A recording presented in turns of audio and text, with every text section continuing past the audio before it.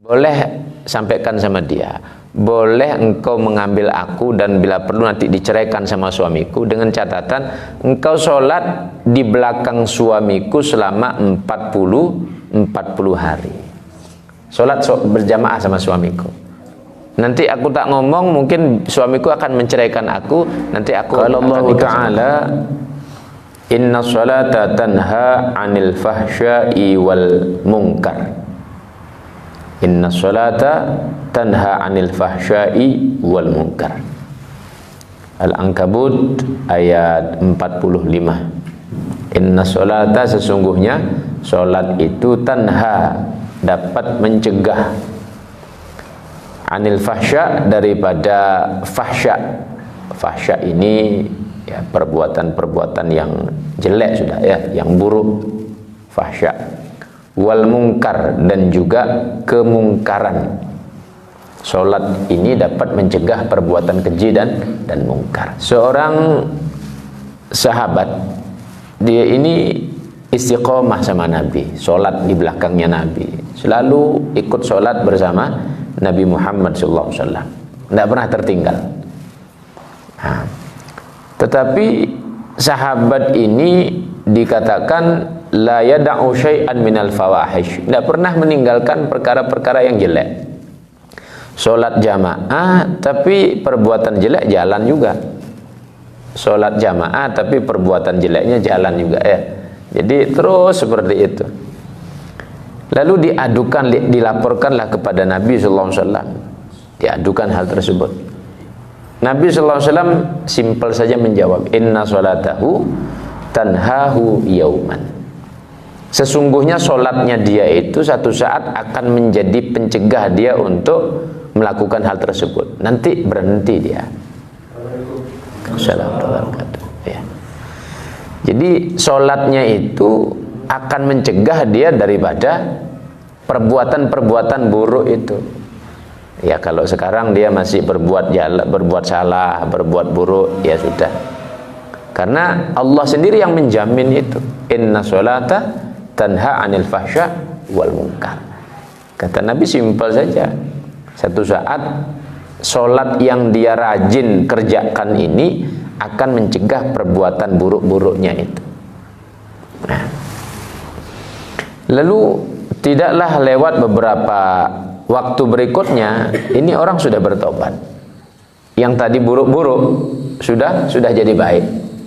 Yang tadi buruk-buruk sudah jadi baik. Lalu datang lagi sama Nabi, wahai Nabi, ini sahabat ini sudah berubah dia, sudah baik. Kata Nabi, alam aqul lakum inna sholatahu tanhahu yauman. Loh, bukankah aku sudah bilang bahwa sholatnya ini akan mencegah dia daripada perbuatan yang buruk-buruk tadi. Maka yang penting sholat itu dijaga ya, sholat itu dijaga. Namanya orang berbuat salah itu maklum ya, berbuat salah itu maklum. Khilaf itu tempatnya manusia. Kalau dia berbuat salah, yaitu perkara yang dimaklumi. Yang penting jangan kita dari pribadi berniat saya tidak akan bertobat, saya tidak akan mencari jalan kebaikan. Jangan sampai seperti itu. Ya akui saja kita ini memang hamba yang lemah ya. Hamba yang lemah, kita akui. Terkait dengan sholat 5 waktu, ini memang khususiyahnya Nabi Muhammad. Nah kita sebagai umatnya, mari jaga betul ini khususiyah ini ya. Ini yang bedakan. Kalau puasa, Yahudi puasa ya. Umat Nabi Isa puasa, umat Nabi Isa puasa ya. Kalau urusan zakat, bahkan kalau sampai sekarang mereka ngeluarin sedekah ya, 10%, kita kan cuma 2,5%. Itu gereja-gereja sedekah itu sama ininya kan, sama pastor-pastor itu kan 10%. Kita cuma 2,5% ya, sedikit kita ini. Mereka 10% banyak di sholat ya. Nah mereka tidak lakukan, kita lakukan sholat ya. Ini bedanya antara umat Nabi Muhammad dengan umat yang lain. Maka ini khususiyah, keistimewaannya.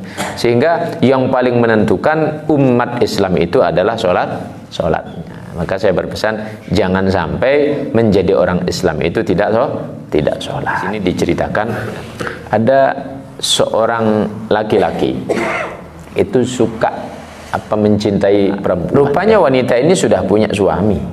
Ya, rupanya wanita itu sudah punya suami. Lalu wanita ini karena dia orang baik-baik, ngadulah sama suaminya. Ngadu sama suaminya, ya. Ngomong dia, "Wahai suamiku, saya diganggu sama ini katanya. Suaminya rupanya tidak cepat emosi. Kalau kelas-kelas kita ngambil parang sudah ya, kan begitu. Rupanya ini tidak emosi. Cuman bukan tidak emosi, bukan tidak marah. Nah, dikasih syarat, boleh sampaikan sama dia, boleh engkau mengambil aku dan bila perlu nanti diceraikan sama suamiku dengan catatan engkau sholat di belakang suamiku selama 40 hari. Sholat berjamaah sama suamiku. Nanti aku tak ngomong, mungkin suamiku akan menceraikan aku, nanti aku akan nikah sama kamu.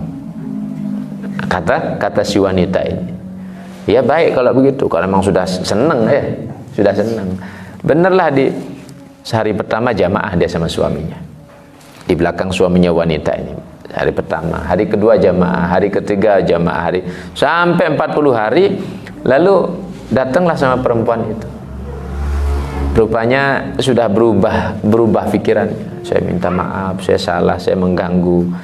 Kalau saya selama ini berjamaah sama suami Anda di belakangnya, saya merasa hari saya sholat berjamaah terus, hati ini ditempa sampai akhirnya Allah kasih kesadaran. Lalu suaminya mengatakan, inna sholata tanha anil fahsya wal munkar. Sholat itu dapat mencegah perbuatan keji dan munkar.